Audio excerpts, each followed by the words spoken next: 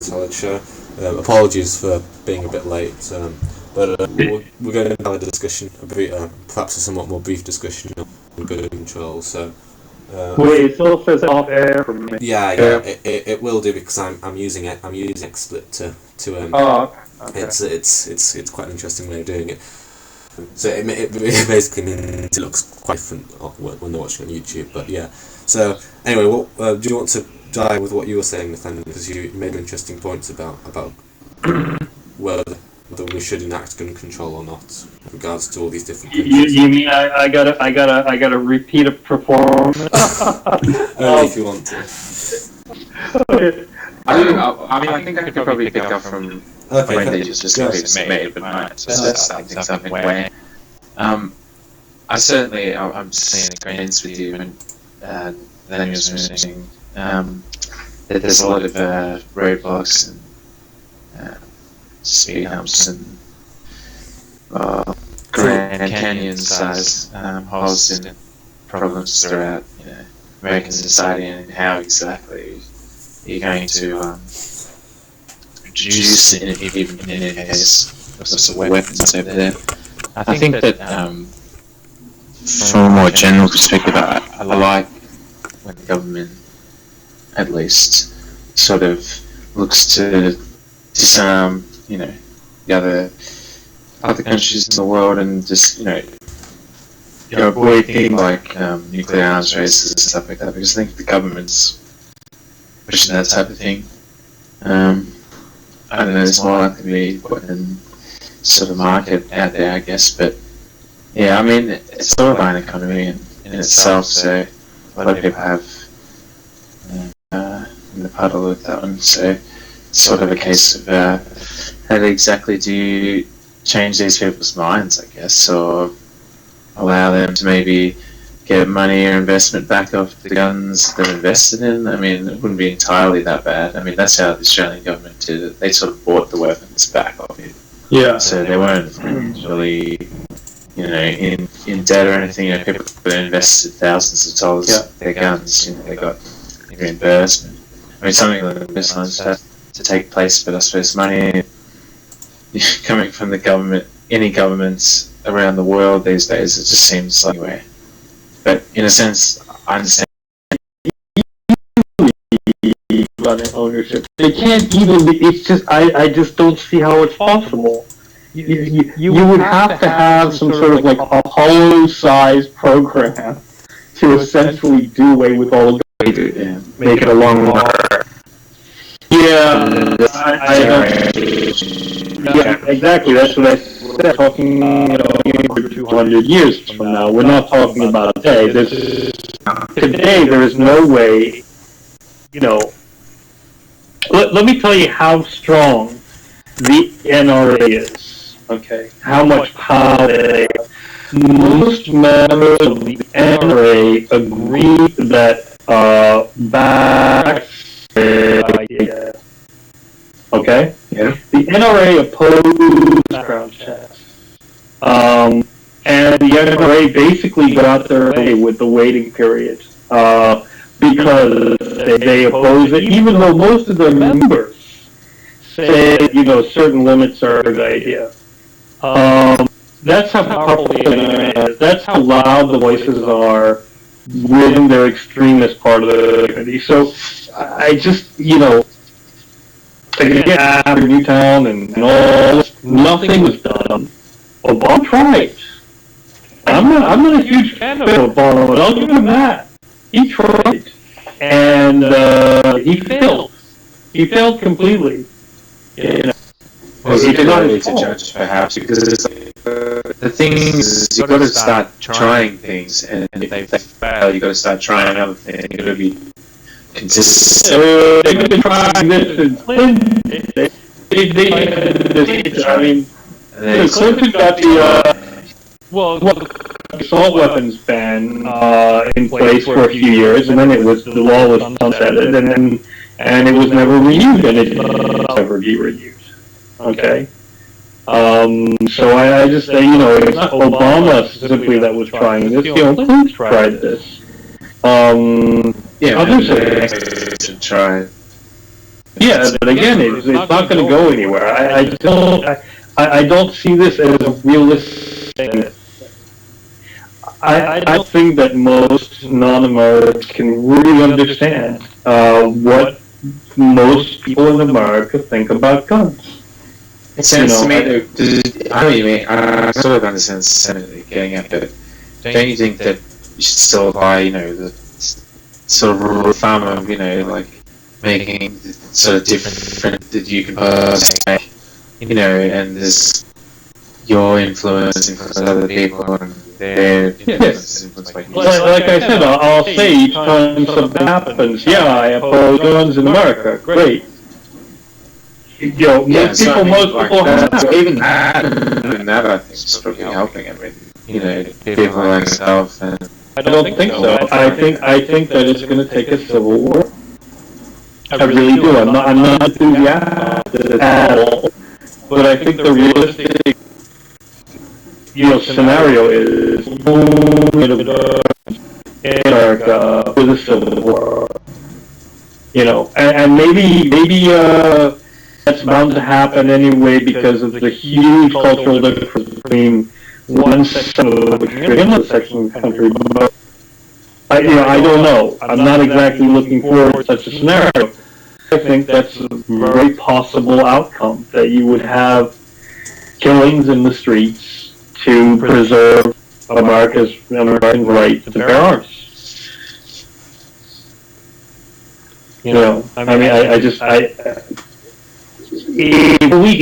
Even if you get the politicians, like I said, to agree to a constitutional amendment, I don't think that most Americans will obey it. So I mean, just some of the affairs recently. What if any would be your proposed solution to the issues that America has? I can barely hear you. Okay, so what would your proposed solution be to the issue that America currently has with its peace and the use of guns and the gun deaths, that sort of thing? If gun control is not the issue, is there any real hope of curbing the gun violence in America and the problem that they have with the police? You mean police brutality? Yeah. I'm gonna get lots of hate mail like I probably got on the other night on another show. I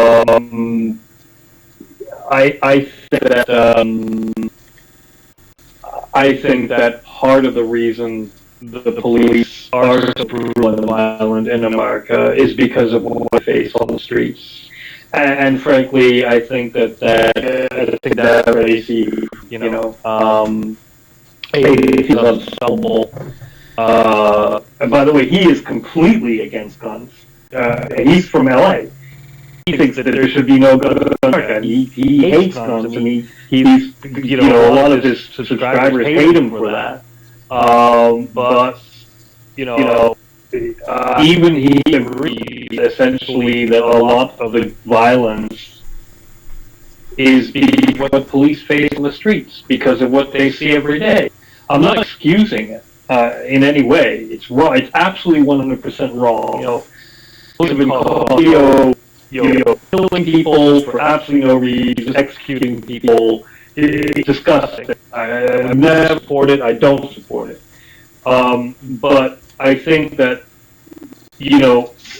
while liberals always will take the underdog's position and say, well, there are reasons for this person to commit murder and rape and violence and robbery, blah, blah, blah, for some reason they refuse to apply the standards of looking at extenuating circumstances to the other side.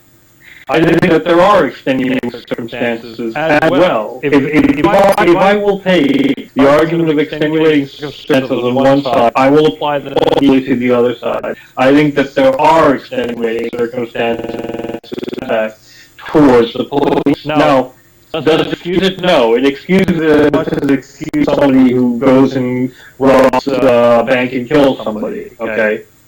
Is it excusable because of the circumstances? No. No, it's not. It's a good explanation of why something happens. And the reason why a lot of police are so brutal is because of what they face on the street, is because of the gun violence, is because of the inherent nature, violent nature of American society, especially in certain parts of the cities. So I don't, I don't condone their. I think these cops who get busted for doing this should go to jail for the rest of their lives. I mean, they're murderers. Okay, hands down, they're murderers. They're like fucking terrorists. Okay, there's no doubt about it. But I think that the gun violence explains part of their actions, just as liberals would point to and say, well, I think that, inner city crime has explanations beyond just somebody wanting to kill somebody. Okay, poverty and racism, blah, blah, blah, what have you. I think you should apply the same standard to the police. Nobody seems to want to do that, and that's a shame. Because I think also part of it is the reason why people don't want to do it is because they don't want to examine really just how violent it is, especially in certain parts of the segments of society. And I don't think that liberals want to accuse the other side, the side that they support, of contributing to these kinds of actions in any way, shape, or form. But I think that's just in general. I think you have to be fair across the board. Again, I excuse neither side on this issue. Cops who get busted for committing these crimes, heinous crimes, frankly, should go to jail just like the rest of them for the rest of their lives. I have no pity for them whatsoever.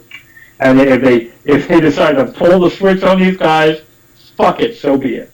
Okay? Because they're murderers. I'm not excusing it. But where does it come from? All right, I don't think it's because we're inherently a racist society. I think we've moved beyond that, frankly. Yeah, I always find this discussion on police violence very strange. Maybe we had an incident not so long with a guy at a festival screaming he had a weapon, and then he got jumped by I don't know 5 police officers. And he kept struggling, and eventually he became ill. He said he couldn't read it, etc. So they hauled him over and they put him in a police van and they drove off.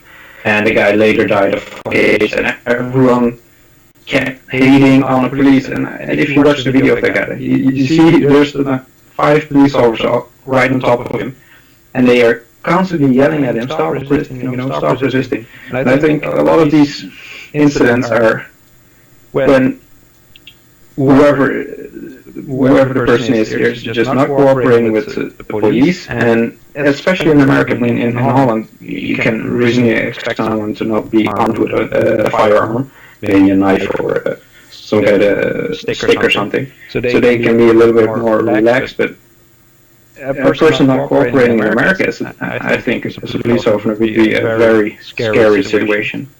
And yeah, for some reason, I don't think a lot of people put themselves in the place of those police officers. So, yeah, strange situation. Because the narrative, the liberal narrative. I'm saying this, and I'm castigating the liberals. I am a liberal. I vote Democrat. Almost always. I support democratic causes. I supported gay marriage for fucking 20-some years. I do not identify with conservatives in almost any respect, and it's very rare that I do.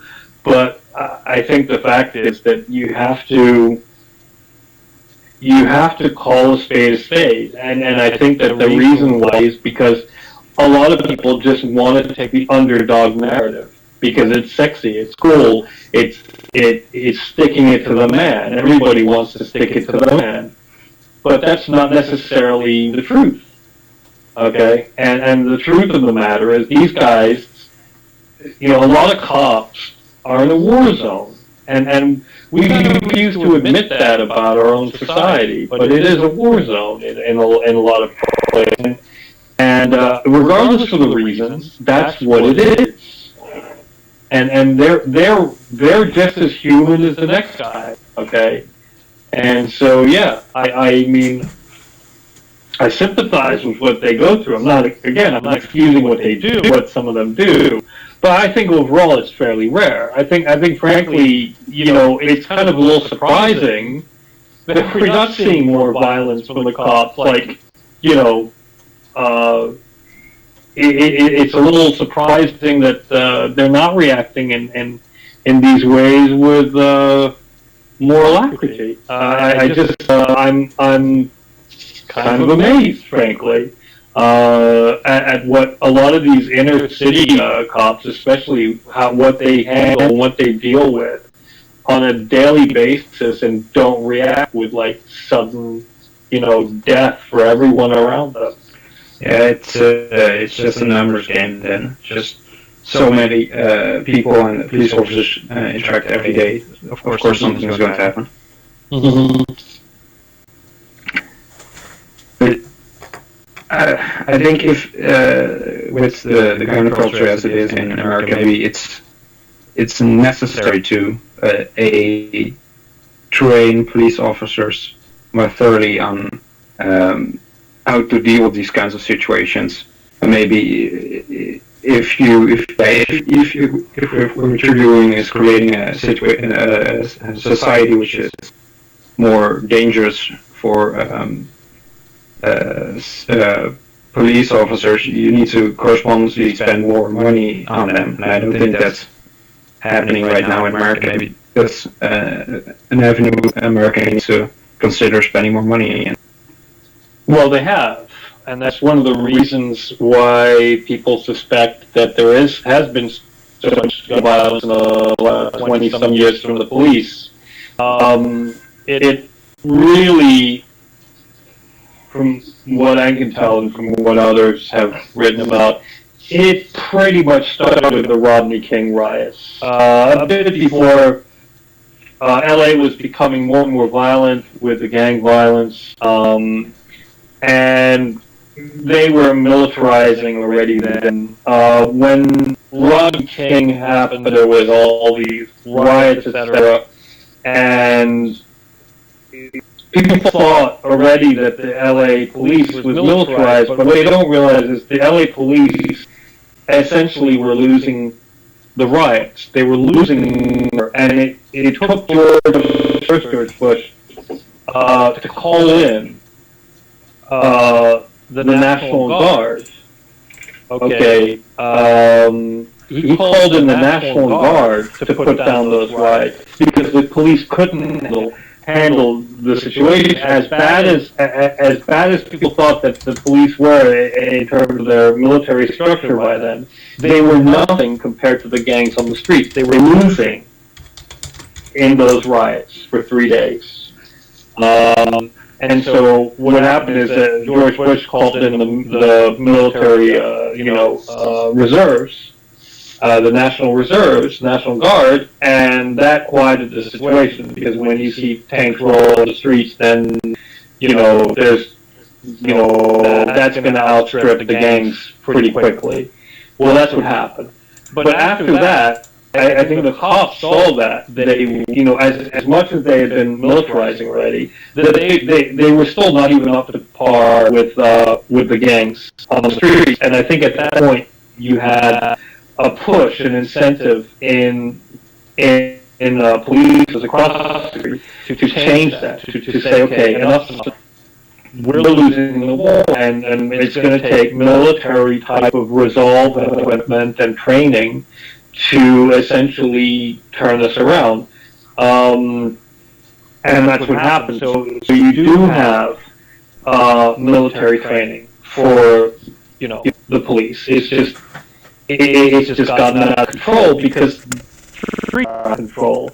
This has now become a essentially one-upmanship, and it's just not helping any. I agree, but I don't know what the solution is other than gun reform. However, like I said, I don't see that to be forthcoming in any whatsoever. I noticed that someone new that's joined the chat. Ravello, did you want to jump into the conversation? Contextually, we were talking about the issues America has with gun violence and the issues that the police face. So to come with that, you can you might be muted. You might have to you might have to drag roll your mouse over towards the top and unmute yourself. Okay, yeah. They're all fat.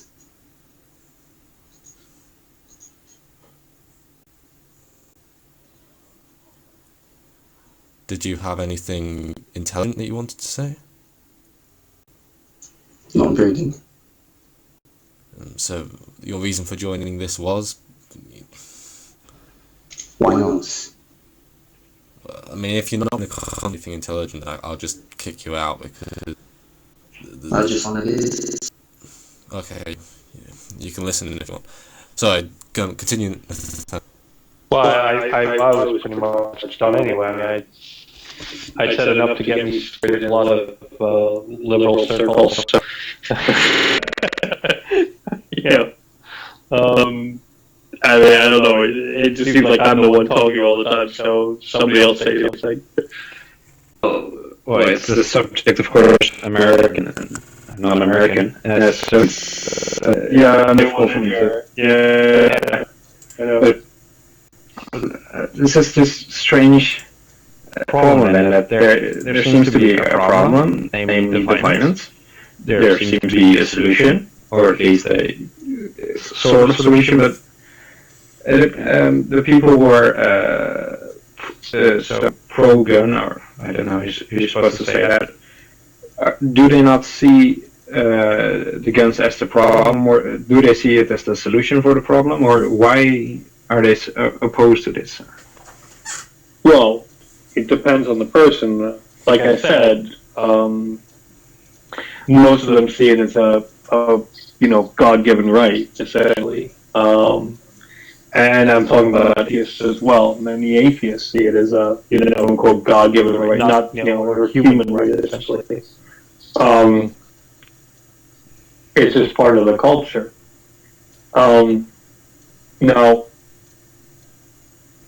sorry, I'm having my cigar right now. Yeah, that's very good. So essentially, what is a culture that refuses to recognize the realities of gun violence. However, the people who, by and large, favor gun ownership have many of the reasons I stated as their support and their cause, okay?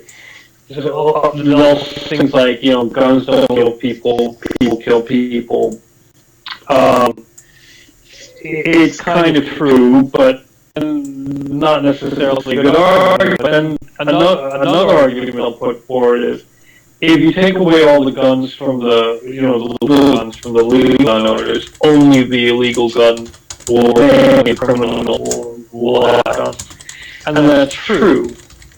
Okay, a lot of people on the left refuse to recognize the fact that most gun violent deaths in America do not occur with illegal guns, okay, or from people who practice gun safety. Most of the gun violent deaths occur with illegal guns or guns got through loopholes and people who aren't trained in gun safety, etc. That's where you get most of your gun deaths. I mean, yes, there's a huge amount of legal gun deaths as well, but overall, we're talking about most legal gun deaths. And how are you supposed to change that?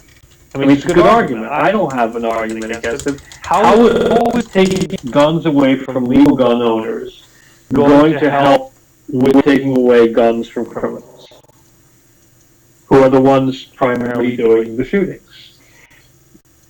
And I'm not talking just talking about mass shootings. I'm talking about the everyday gun deaths, between gangs and drug, things and bank robberies and what have you. Okay, how's that going to change the majority of gun deaths in the United States? I understand that point into the majority of gun deaths. The majority, I think the overwhelming majority is with handguns.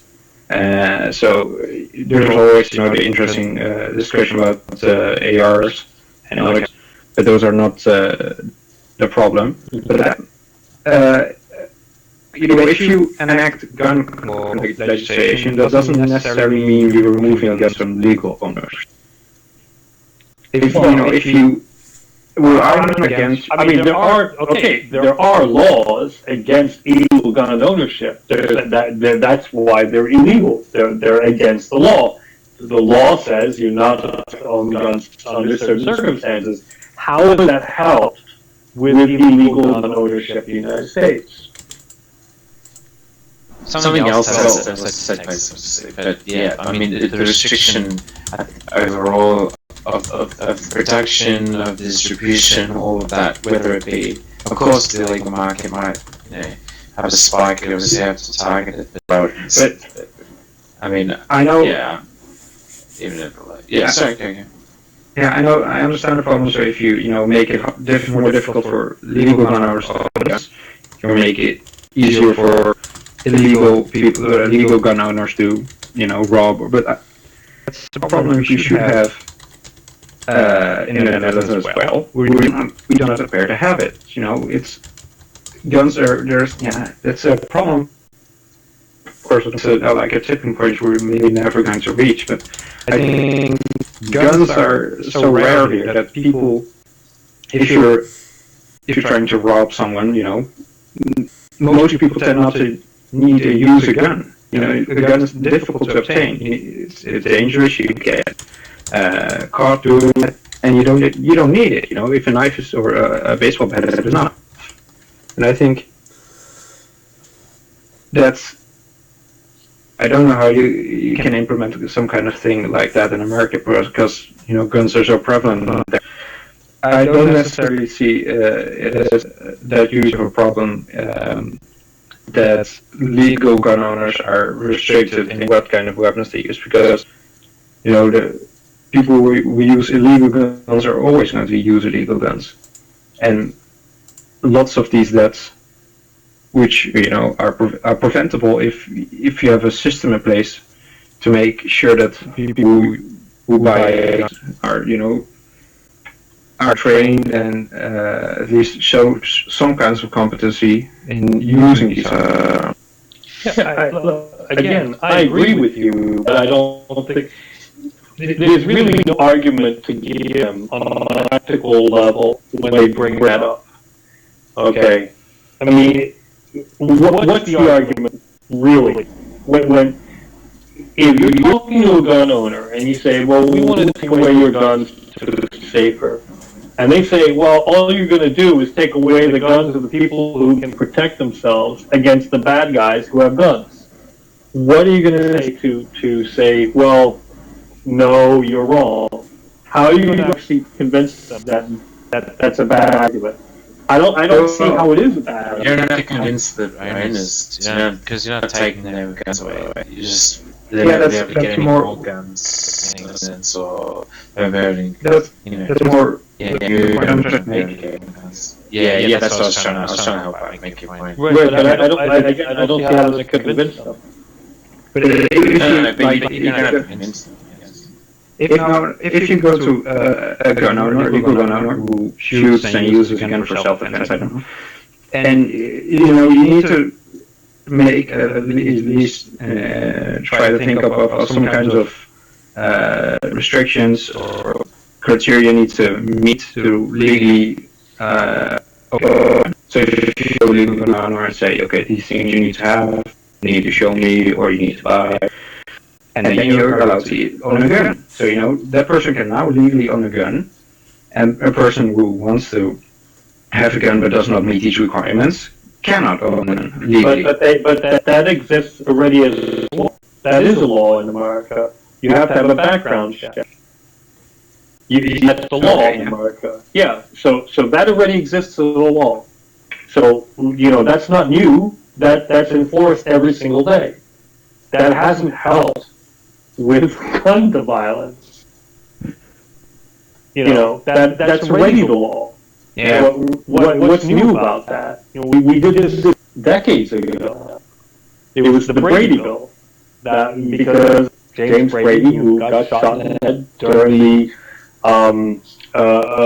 Ronald Reagan assassination attempt, was 1981, and that was pushed through. That was the Brady Bill. That was successful. But so how are you going to make that law stronger? You already have to get a background check before you buy a gun. Except at gun shows, which is a legal loophole, but essentially it hasn't really helped any. Yeah, I understand.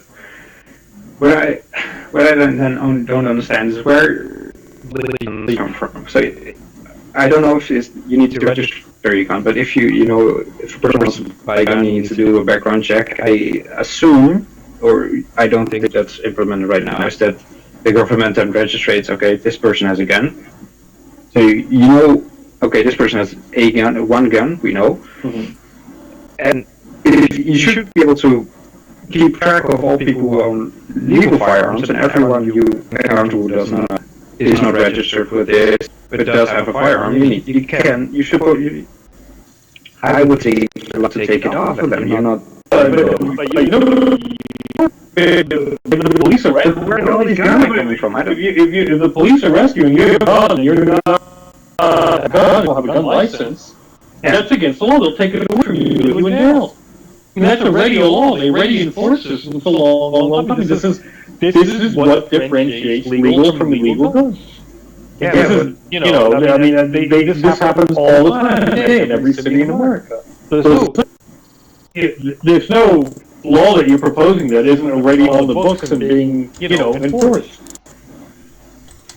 Okay, but I don't understand where all these illegal guns then coming from. All sorts of places. All sorts of places. Yeah. I don't know. Then you need to in some kind of way curb down legal guns, but yeah. Well, they tried. I know. I mean, they tried. This is what. I mean, they have guns in America where they suspect caches of weapons, and they go and blow up and confiscate the guns. And I mean, the police has millions and millions and millions of impounded guns. Okay, yeah, I mean, this is stuff they do every single day in America. This is not. I mean, they're not just sitting there and letting the criminals have the guns. It's against the law. And they do. Yeah. I mean, this is just crazy. Guns aren't the sole issue, especially when several fractions revolve around people that require illegal guns, and most people in these random shootings are people with mental illness that should not have a gun in the first place. Right. That's what I think we should be focusing on, not the guns themselves. No, I mean, again, Two more. One more. I recognize the reality that, the fact that in the United States, it's just, Come on. it's a totally different situation than in Europe. You are talking about a country with a massive amount of guns, unlike any other country in the world. All right, and the fact is that there's no legislation that's going to change this. There's no, even if, like I said, even if you get a constitutional amendment, it's not going to change the facts on the ground. People aren't just going to give up their guns, and the criminals certainly aren't going to give up their guns. It's a societal construct that a lot of people feel that they need a gun. Right, well, I felt that I needed a gun for a while, even though I'm against guns. The reality of the situation was that I was much safer where I lived having a gun than not having a gun. I'm neither for nor against guns, but I do think there should be a crackdown on a lot of things, because a lot of these isolated incidences, they're the highest we've ever seen. I mean, like, just in the last 2 years, we've seen, like, what, 15 to 20 massive shootings? Yeah, but again, what is the practical reality been of the reaction of this? Nothing. I don't think you're likely to get any sort of change. I mean, it's going to take a long time. Society only wants to change when they want to change. You can't force change. Well, you can, but it takes military action. Essentially, that's what it took in the South for integration in the 1960s. Okay. Essentially, the troops were called to enforce the law. Now, I put to you that was something inherent to that country as an isolated place with much less consequence for military imposition as military imposition in terms of controlling guns in the United States. You have a civil war. Actually, yeah, I'm not sure what that person would, but yeah, I mean, I don't know. I know that even like you can change people's, attitudes. I mean, sure, have some sort of positive impact. You know, if you can possibly do that in a more effective way, in education type system. Let me put it to you this way, okay? It's been, 6 years since Obama got elected? Alright, the first time? Not once. Yeah, I'm not trying to dichotom. No, but I'll just show you the reaction. Not once did he say, we're going to come and knock on your door and take away your guns. The NRA and their supporters have been going on for the last 6 years, literally, about how the government is going to come and take away your guns. Because of this, gun ownership and ammo has shot through the friggin' roof. Obama didn't even propose they should go and take everybody's guns away. This is simply what they believe. Okay? Without any evidence. Imagine what would happen if the president or anybody actually didn't come out and say that. Alright? I mean, again, we'll have a civil war if this is even proposed as an official measure. Not even passed, proposed. But what do you mean what should the president propose that will get a civil war? Anything to do with gun control will become a civil war. But okay, I have maybe a question. Do you guys think there's a legitimate reason to own a gun? And I don't mean the very fringe kind of stuff. But No, in America, yes. In Europe, no. Okay, but just philosophically speaking. No, I don't think that's a question that can be divorced from the reality you live in. Do I think that there's a reason to own a military style gun? Alright, or any gun at all, but let's say a military style gun. Well, if I'm living in a war zone, then yes, I think there is a good reason for it. If I'm living in Stade, Switzerland, then no. I don't think there's good reason, even though, people do own them, but they're, militarily trained. If I'm living in, I don't know, Avignon, France, or something, do I think there's a reason to own it? And no, I think that there's a good reason to own it. So no, I mean, I don't think you can divorce that question from the reality you live in. So you think no in Europe and yes in America, or at least parts of America, and pertaining to handguns, not the fringe stuff like assault rifles. I know anti-tank guns. Yeah, but you realize most guns are due to handguns and not.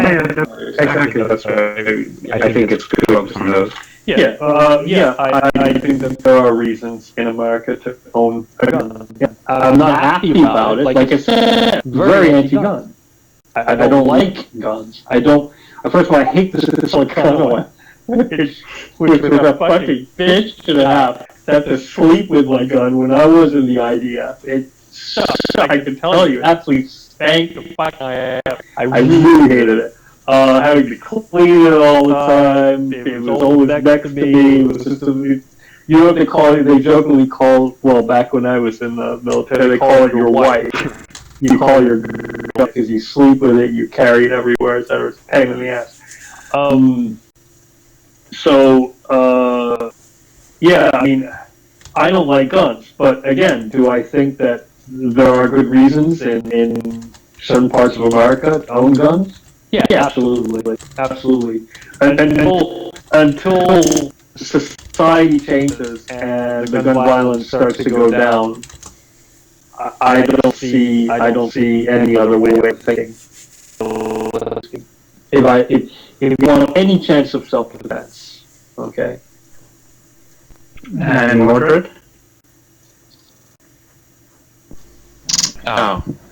As in, what do I think? I mean, should people be allowed to own firearms? I think you can have a sort of moral discussion about what a gun's capable of producing in terms of max benefit to what it could potentially do in terms of how much damage it can do.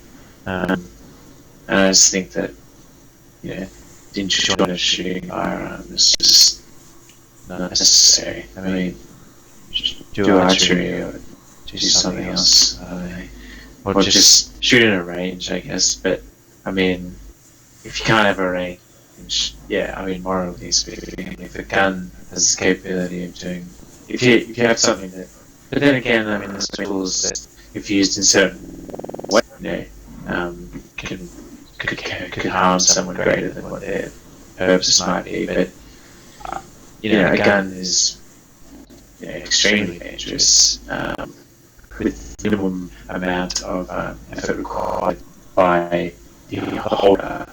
In order, I'm not going to get caught down this wormhole again, but just in terms of playing a trigger is less than stabbing someone. I've had arguments with people that that's not the case, but it certainly is in terms of how quickly you can get from such a small action, i.e. pulling a trigger, to the death of the person. And the amount of risk you take if you stab someone, that's way much more risky maneuver than shooting someone.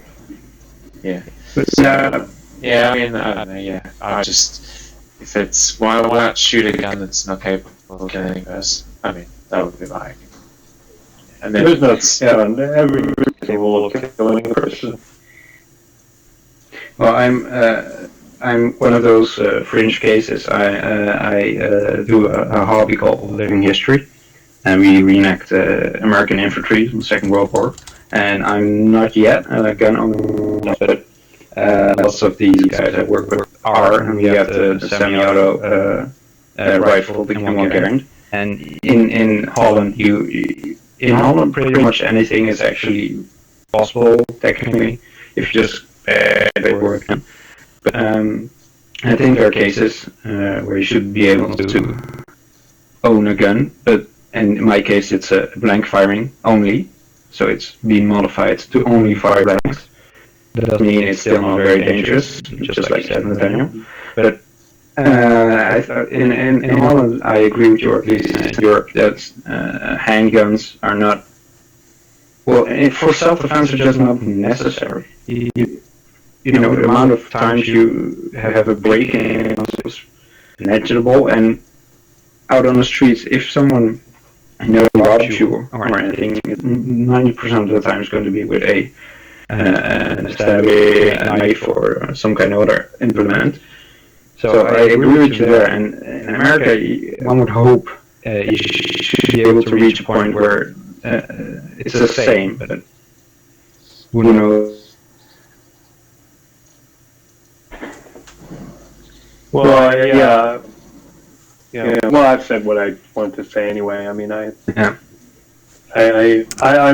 my outlook essentially is just pessimistic at this point. Sorry to bring everything down. Good people not owning any more guns. Yeah, something like that. On this sort of testing kind of on this. Sorry. On this issue, I'm just wondering what people thought of the recent Cecil the Lion thing, where they condemned it.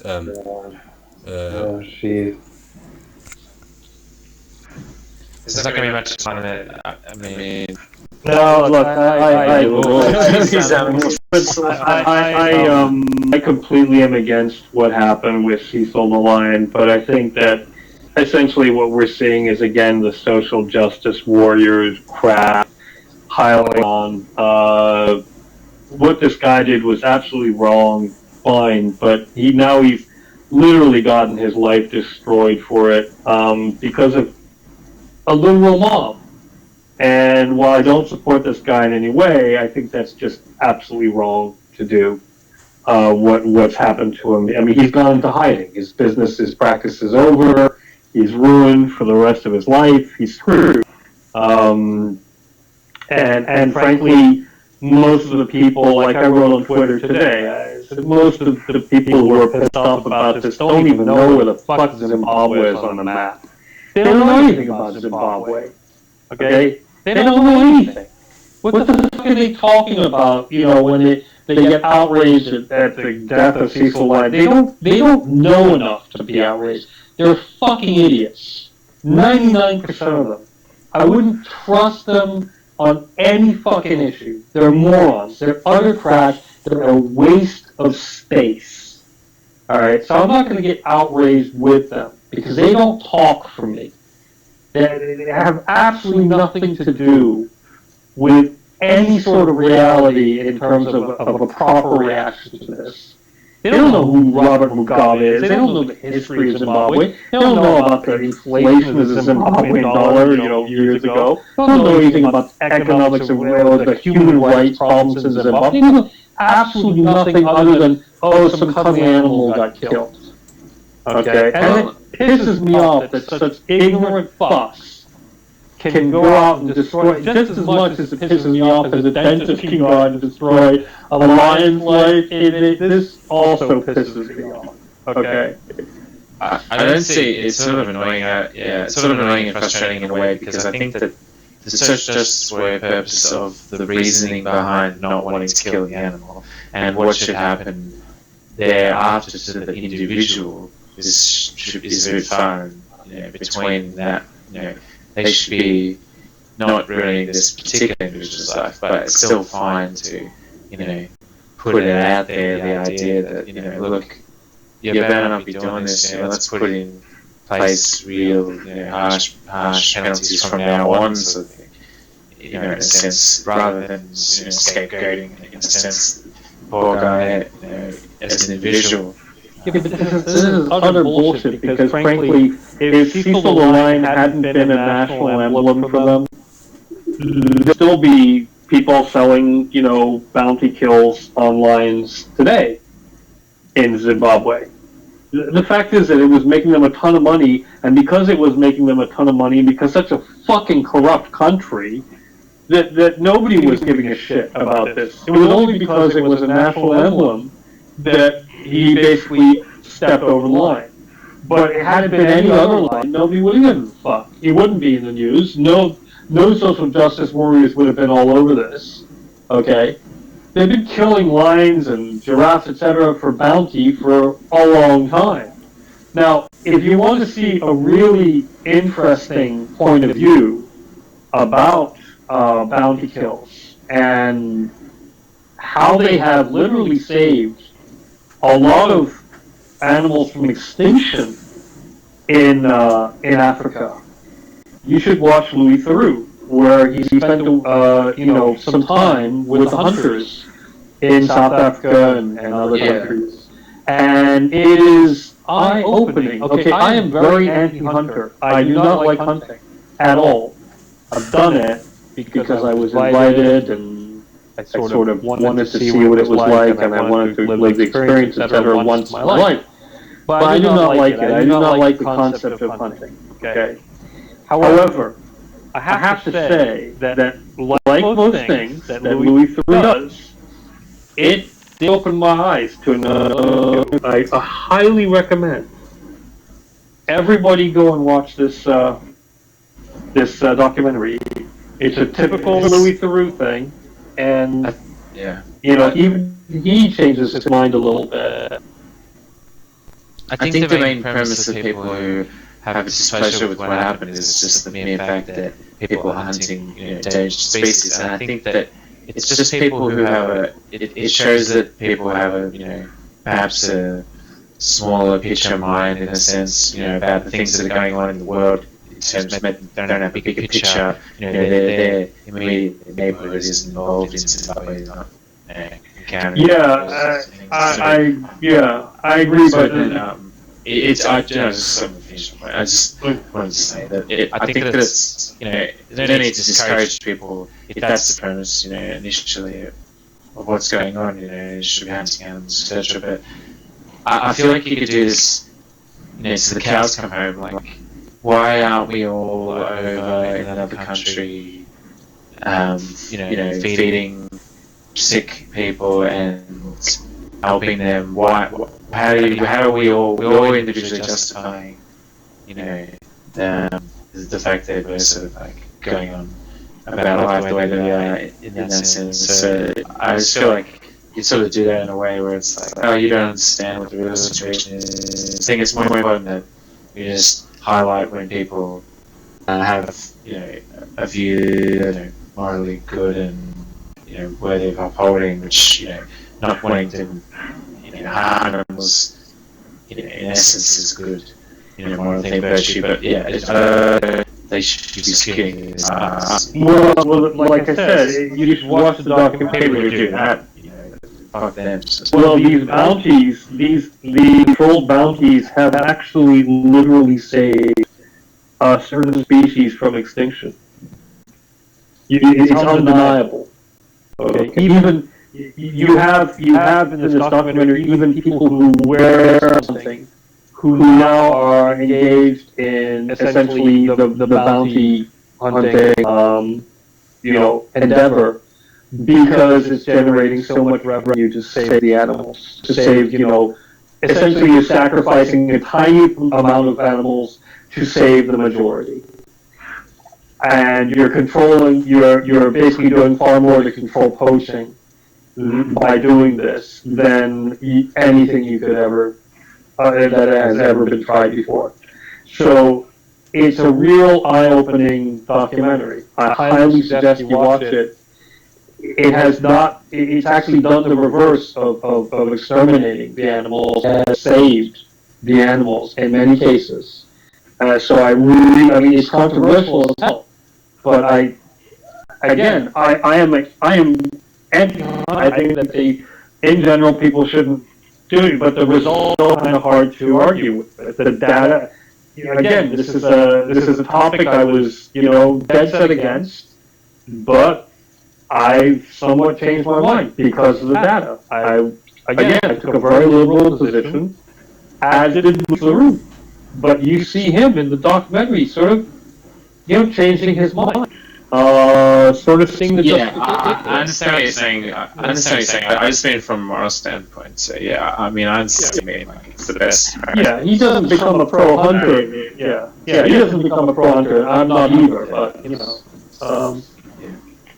essentially, you get the other side of the story, and it's not a black and white issue. It is definitely not a black and white issue. I thought it was until I looked into it, until I saw this documentary, and in fact, I had more than see it. I afterwards I mailed a brother is a very famous ranch owner in South Africa, and I asked him about this, and he confirmed that this is true. That he explained to me about it. More than just watch the documentary, I asked people who were involved essentially. So it did. It didn't change my mind on hunting. I guess what it did is tell me, this is a story, and it's not as black and white as I thought it was. And I really should shut the fuck up when talking about, how terrible hunters are in general. That's all. Well, I mean, people don't have to be horrible people because they're a hunter either. I mean, but yeah, I'm sort of having a hard time trying to express what I was trying to say about. I mean, it's important, I think, that morally speaking, like across the board, people are generally, for creating less harm, all those sorts of things. And I mean, obviously in that unique situation, I mean, in terms of creating the best conservation rates at that particular time, that was, they were able to die, and that may be the best case and way to go right now, even still today, because of the data. But I think that views on it sort of pulls back a little bit to violence and guns. I mean, it's fine if you're, like your means to your, what your own is that you're not going to be harming other people. But obviously, have complications with personal freedoms and being able to know what people are thinking to a degree, or conspiring to potentially do. Big game hunting, but I know of the importance to conservation of the controlled hunting. But I actually pretty much agree with you, Nathaniel, that we can agree with disagree with what he did, and make fun of him for doing it. Lots of these people are like, "Oh, he's got a small dick" or something, which I find rather childish. But the mob that's going after him and making that threats, I don't understand why people think you're allowed to do that. These people can moral